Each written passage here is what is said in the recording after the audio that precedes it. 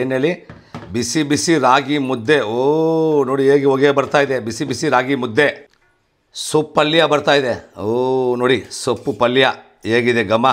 ಬಿಸಿ ಬಿಸಿ ರಾಗಿ ಮುದ್ದೆ, ಸೊಪ್ಪು ಪಲ್ಯ. ಈಗ ಬಸ್ಸಾರು ನೋಡಿ. ಓಹೋ ಬಸ್ಸಾರು. ಓ ರೆಡಿ ಆಯಿತು ಬಸ್ಸಾರು. ಹಾಯ್ ಸ್ನೇಹಿತರೆ, ನಮಸ್ಕಾರ. Welcome to YouTube channel Prabhu Shetty food. ಯಾರು ಬೆಲ್ ಬಟನ್ ಒತ್ತಿಲ್ಲೋ ಫಸ್ಟ್ ರಪ ರಪ ಅಂತ ಬೆಲ್ ಬಟನ್ ಒತ್ತಿಬಿಡಿ.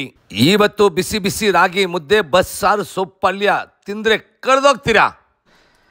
ಬಿಸಿ ಬಿಸಿ ಮುದ್ದೆ,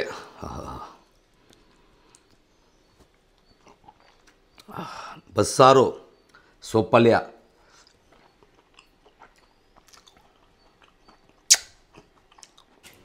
ಏನು ಕಟ್ ಮಾಡ್ತಾ ಇದೆಯಮ್ಮ? ಕಾರಾಮಣಿ ಕಟ್ ಮಾಡ್ತಾ ಇದ್ದೀನಿ. ಏನು ಮಣಿ? ಕಾರಾಮಣಿ. ಕಾರಾಮಣಿ ಕಟ್ ಮಾಡಿ ಏನು ಮಾಡ್ತೀಯಮ್ಮ?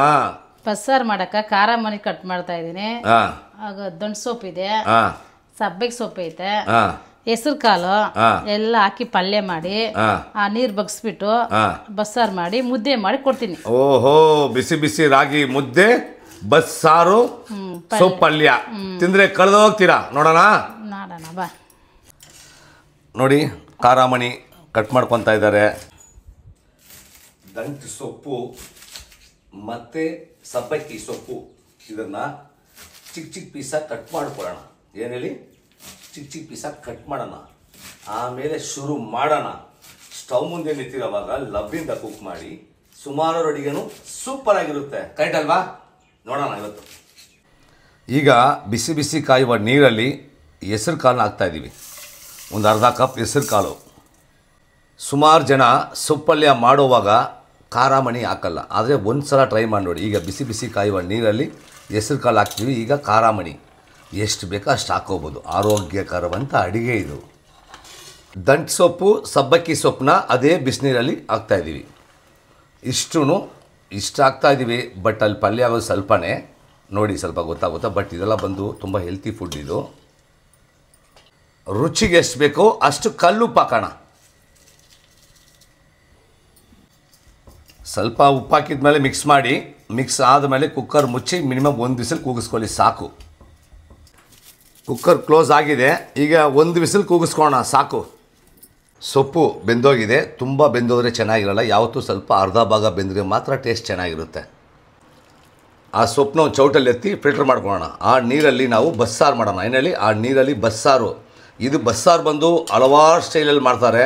ಇದು ಬಂದು ನಮ್ಮ ಮನೆಯಲ್ಲಿ ಮಾಡುವಂಥ ಬಸ್ಸಾರು. ಇದು ಖಂಡಿತವಾಗ್ಲೂ ತಾವು ಮನೆಯಲ್ಲಿ ಟ್ರೈ ಮಾಡಿ ತಿಂದು ಹೇಗಿದೆ ಅಂತ ಕಮೆಂಟ್ ಮಾಡೋ ಮಾತ್ರ ಮರಿಬೇಡಿ ಸ್ನೇಹಿತರೆ.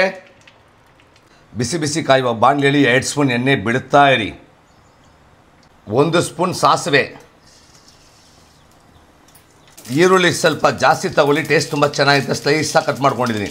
3 ರಿಂದ 4 ಈರುಳ್ಳಿ ತೊಗೊಂಡಿದ್ದೀನಿ. ಈರುಳ್ಳಿ ಜಾಸ್ತಿ ಫ್ರೈ ಮಾಡೋಕ್ಕೆ ಹೋಗಬೇಡಿ. ಈರುಳ್ಳಿ ಸೊಪ್ಪಲ್ಲೇ ತಿನ್ನೋವಾಗ ಸ್ವಲ್ಪ ಅರ್ಧ ಭಾಗ ಬೆಂದಿದ್ರೆ ಮಾತ್ರ ಟೇಸ್ಟ್ ಚೆನ್ನಾಗಿರುತ್ತೆ. ರುಚಿಗೆ ಎಷ್ಟು ಬೇಕೋ ಅಷ್ಟು ಪುಡಿ ಉಪ್ಪು. ಆಲ್ರೆಡಿ ಸೊಪ್ಪಲ್ಲಿ ಉಪ್ಪು ಹಾಕ್ಕೊಂಡಿದ್ದೀವಿ. ಈಗ ಸ್ವಲ್ಪ ಉಪ್ಪು ನೋಡ್ಕೊಂಡು ಮಾಡಿ. ಖಾರಕ್ಕೆ ಎಷ್ಟು ಬೇಕೋ ಅಷ್ಟು ಒಣಗಿರೋ ಮೆಣಸಿನ್ಕಾಯಿ, ಸ್ವಲ್ಪ ತೆಂಗಿನ ತುರಿ ಹಾಕ್ಕೊಂಡ್ರೆ ಟೇಸ್ಟ್ ತುಂಬ ಚೆನ್ನಾಗಿರುತ್ತೆ ಪಲ್ಯಕ್ಕೆ. ಈಗ ಬೇಯಿಸ್ಕೊಂಡಿರೋ ಸೊಪ್ಪು ಹಾಕೋಣ. ಸೊಪ್ಪು, ಹೆಸರು ಕಾಳು ಅಷ್ಟೂ ಫ್ರೈ ಬಾಣಲಿಗೆ ಹಾಕಿ ರಪ ರಪ ಅಂತ ತಿರುಗಿಸೋಣ.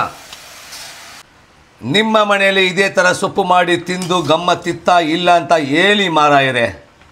ನೋಡಿ ಹೇಗಿದೆ ಘಮ ನೋಡಿ. ಅಷ್ಟೇ ತಿನ್ನಲಿಕ್ಕೂ ಅಷ್ಟೇ ಚೆಂದ ಉಂಟು. ನೋಡೋವಾಗಲೇ ಬಾಯಲ್ಲಿ ನೀರು ಬರುತ್ತೆ, ತಿನ್ನೋವಾಗ ಮಜಾ ಬರುತ್ತೆ. ಖಂಡಿತವಾಗ್ಲೂ ತಮ್ಮ ಮನೇಲಿ ಈ ಥರ ಒಂದು ಟ್ರೈ ಮಾಡಿ.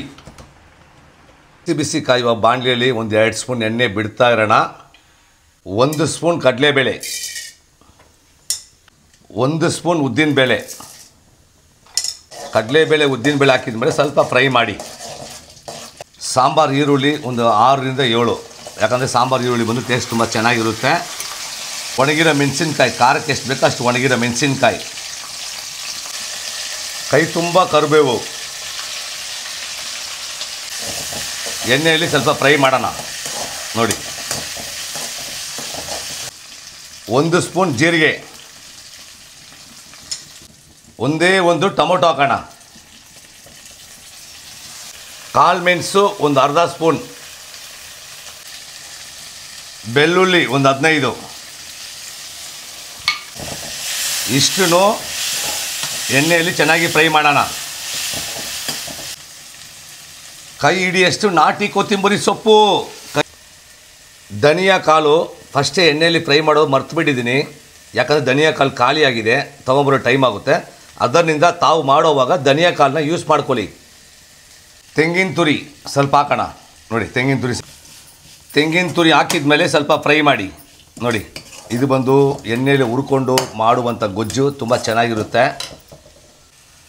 ನಿಂಬೆಹಣ್ಣಷ್ಟು ಹುಣಸೆಹಣ್ಣು ಹಾಕಿದ ಮೇಲೆ ಸ್ವಲ್ಪ ಫ್ರೈ ಮಾಡಿ ಸೈಡಿಗೆ ಎತ್ತಿಕೊಳ್ಳಿ. ಸ್ವಲ್ಪ ಆರಿದ ಮೇಲೆ ಜಾರಿಗೆ ಹಾಕಿ ರಪ್ಪ ಅಂತ ತಿರುಗಿಸೋಣ. ಆವಾಗಲೇ ಎಣ್ಣೆಯಲ್ಲಿ ಹುರ್ಕೊಂಡಿರೋ ಮಸಾಲೆನ ಪೇಸ್ಟಾಗಿ ರುಬ್ಕೊಂಡಿದ್ದೀವಿ. ಸೊಪ್ಪು ಬೇಯಿಸ್ಕೊಂಡಿದ್ದೀವಲ್ಲ, ಆ ಸೊಪ್ಪು ಬೇಯಿಸ್ಕೊಂಡಿರೋ ನೀರು ಹಾಕಿ ಮಿಕ್ಸ್ ಮಾಡೋಣ. ಎಷ್ಟು ಬೇಕೋ ಅಷ್ಟು ನೀರು ಹಾಕೋಬೋದು.